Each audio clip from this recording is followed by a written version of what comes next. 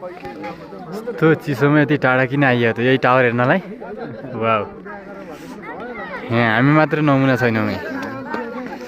101 नमुना यो टावर हेर्छ नि यहाँबाट एउटा पनि भ्यू देखिँदैन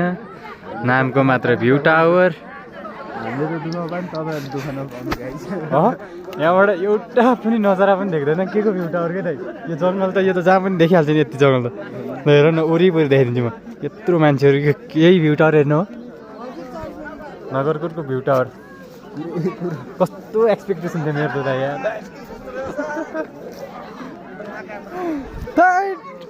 यता जाऊँ त यतातिर के छ कि चढ्न मिल्छ यो त भ्यू टावर त